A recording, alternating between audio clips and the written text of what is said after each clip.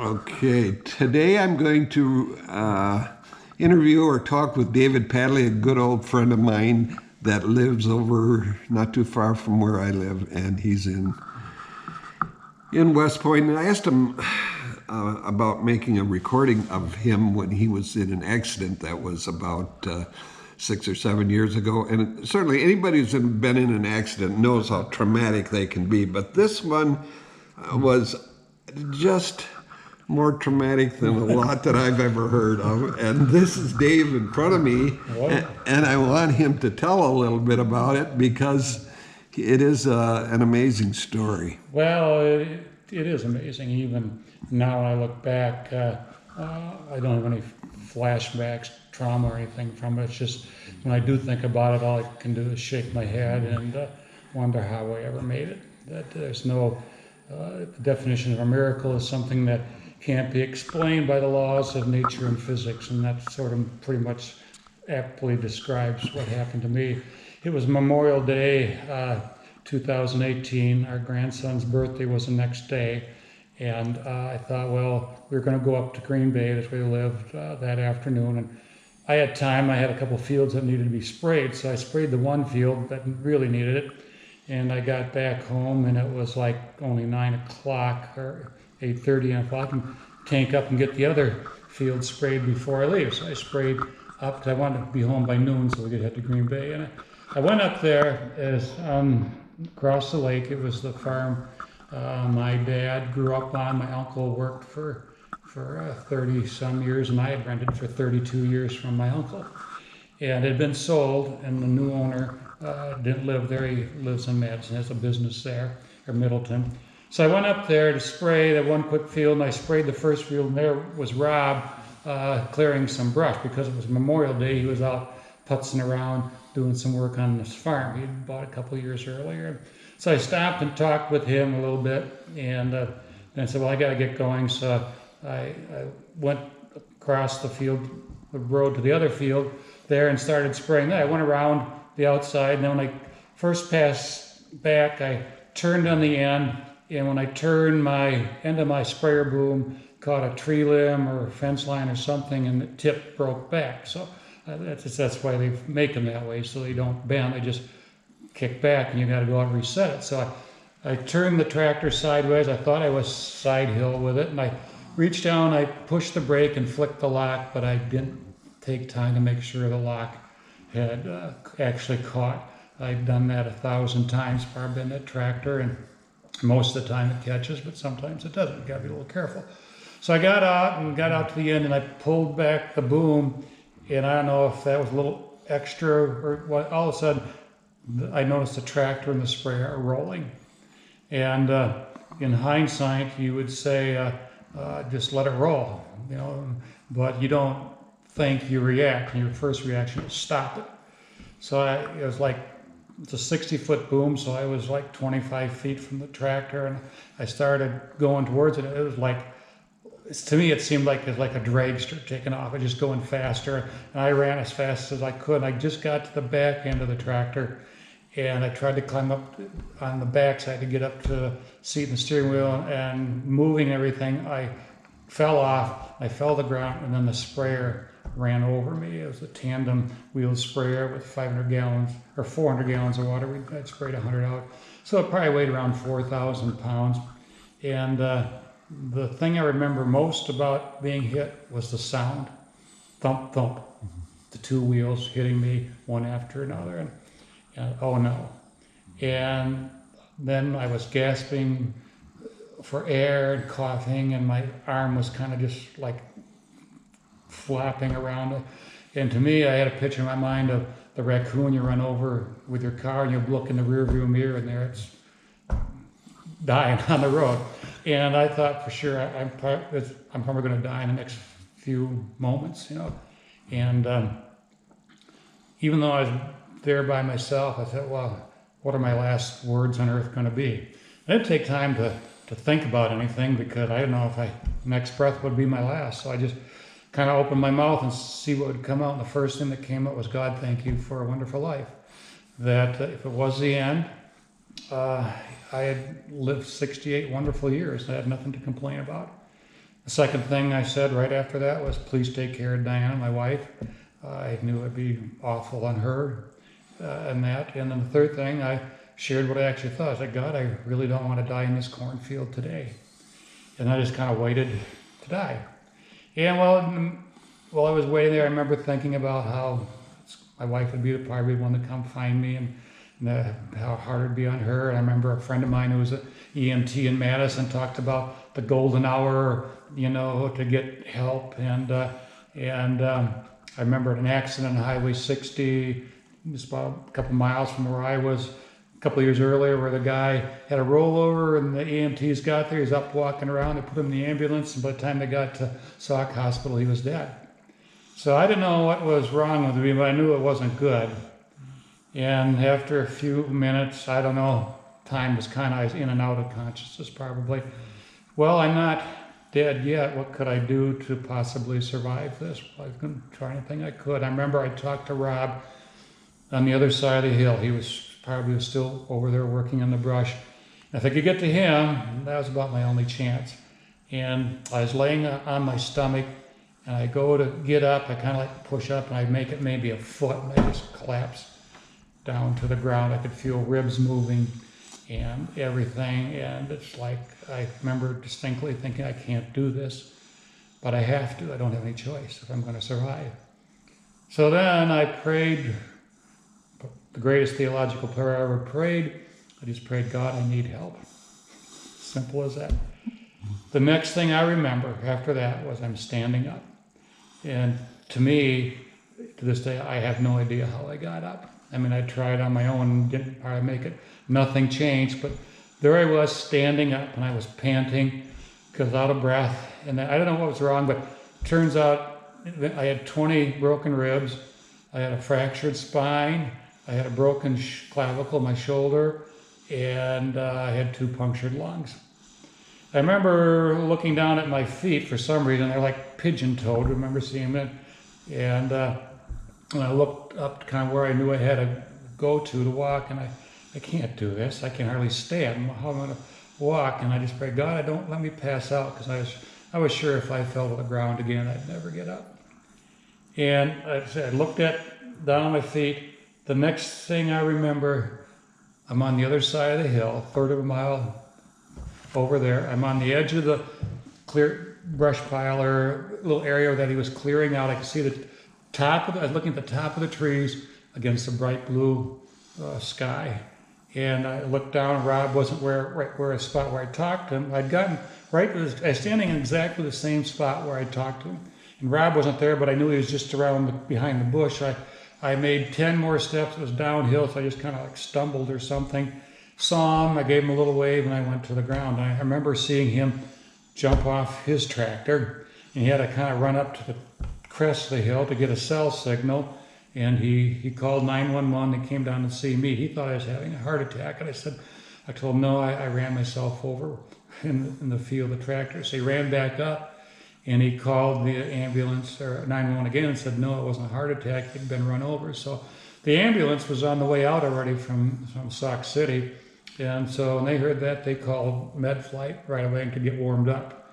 And then he said, you want me to call my wife? I said, yes, I do. And he called, he came back, he said, you didn't answer. I said, well, ring it a second time. She'll pick up the second time. And she did. And he told her, well, I think he's going to be okay, but he's had an accident. She actually got up to me before the ambulance did, because I'm laying there. I finally hear the ambulance siren coming, and then it stops. And they got in the wrong Crystal Lake Road. 2 sides of the lake, 2 different counties. I tried for 30 years to get them to change it, and they finally did a year after my accident for such a thing. And then they got there. I remember part of the things. I remember cutting up the front of my my sweatshirt, and then up my arm. I don't remember cutting the other arm, and that. And I know the first one to get there was a Dane County Sheriff's deputy, and he's asking me all these questions. Well, what's your name? What's your address? I said, I don't care, just help me. We'll get that stuff later, but he's just doing his job. And then I remember getting loaded into the med flight. I don't remember it landing. I don't remember the ride. I don't remember getting out. I remember getting in because I remember, boy, it's really tight around here. You can barely fit in the back. But the one thing I did remember, the firemen came, and then to get me on the stretcher, they should have just like everybody on the side just lifted it and slid it up, but they rolled me up on my side.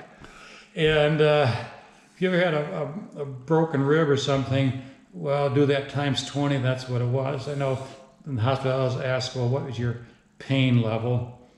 And 1 to 10, I would have said 100 at that point. And they had to do it 3 more times. When they got me to the hospital, they put me in for the MRI machine and out. And then, anyway, it was that was the worst pain. And then it was 23 days at UW hospital. It was 16 days in the trauma unit and 7 days in rehab.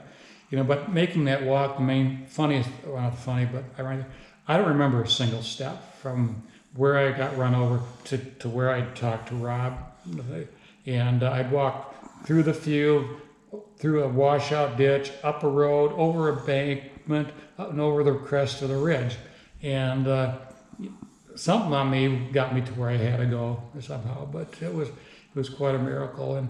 And so then I told people I never cried. The only time I ever cried in the whole thing, not for pain or going out, was after I got out of the hospital.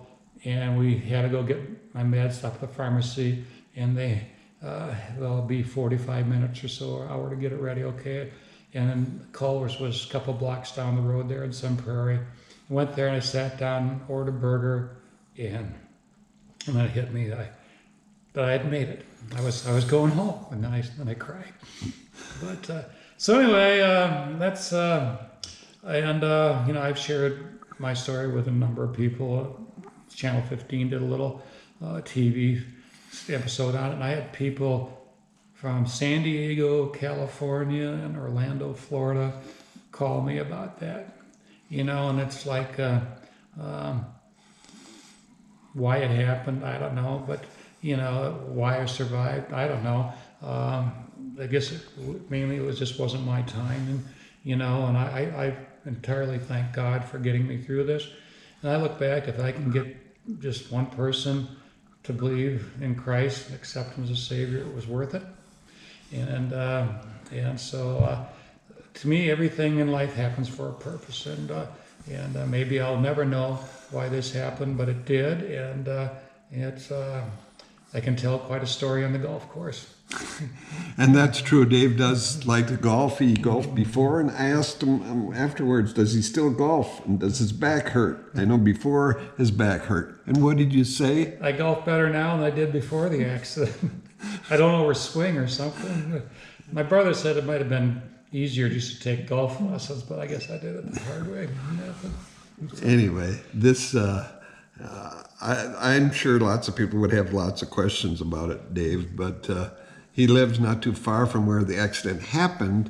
And do you have any pain from it now anymore? No, I mean, actually, I had more back issues. I had to go to a chiropractor a couple times a year before the accident. And I don't know what happened, but I haven't been to the chiropractor in 5 years now. And the only thing that's lingering effect is the nerve, because my shoulder broke right where the nerves come out. And the nerve from like this elbow up my forearm to these fingers is kind of fairly numb.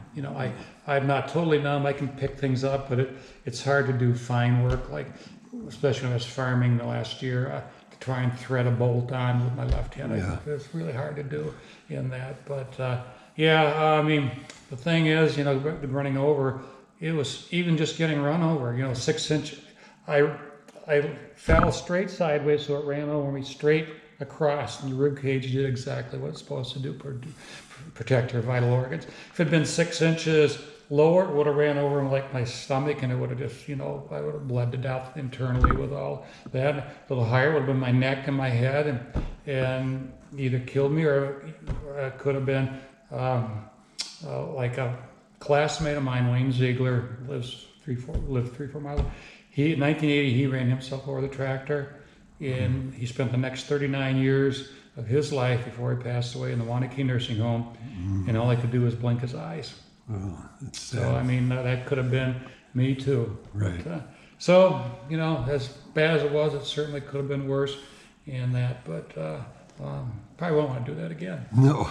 Dave, can you tell us back, let's take you back a little number of years. How'd you get out of the milking cow business? We had a barn fire on August 9th, 1992.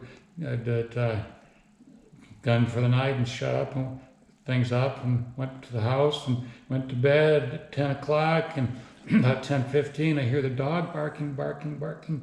And okay, what's going on? I get up and look, here the barn is on, blazing away. And I called 911, got out there and got some of the equipment that was parked right next to the barn out of the way. The cows were outside because it was summertime, so there was nothing in the barn. There was a shed that had a couple calves, and I was able to get them out of there, so it didn't lose any animals. But the barn burned down, and then we moved the cows to another farm that had facilities but wasn't being used on the other side of Lodi, and we milked for like 6 months. My hired man kind of wanted to take over, but he couldn't finance it, so we ended up selling them. But I always say that barn fire was probably the worst thing that ever happened to me, because I always said, once I got the other farm that my wife and I first lived on when we first were married, paid for, I only milk cows if I wanted to. I made the last payment in March, and the barn burned in August. So what you told me what you thought caused it. Well, you're not sure, but we're not sure. The fire marshal didn't come out because it wasn't suspicious and that. But first, I thought there was a beam underneath where it didn't burn up. The wire was ripped down. There's a dead raccoon hanging there, and I didn't know if the raccoon had pulled the wire apart. But looking back, I kind of think it was spontaneous combustion up in the feed room above where we had the vacuum pump to run the pipeline. Okay. That had spit oil for years up there, and I think it's spontaneous combustion in that. That'd be if I had a pinpoint, I guess that would be it. Okay. But like I say, and then it was like I didn't need the extra farm payment, and then I could our kids were just going into school good, and the 4th or 5th grade was the oldest one. Now I had time to make all their school activities, and maybe it wasn't that good of a dairy farmer. I found I had just about as much money when I didn't have to have the $20,000 a year payment, and it was like I semi-retired in 1992. A lot less work. Okay. I always thought when I was milking, dairy farmers didn't earn what they deserved, and after I got out, I'm positive they don't earn what they deserve. I don't think it's changed much now either. Yeah. Okay. Anyway, some of you may want to make a few comments or questions after this video. If you're not subscribed to my channel, it'd be nice if you did, but that don't matter that much anymore. I'm still competing with Caton. As soon as I get 500, he's going to take me out to lunch. GoPro, stop recording.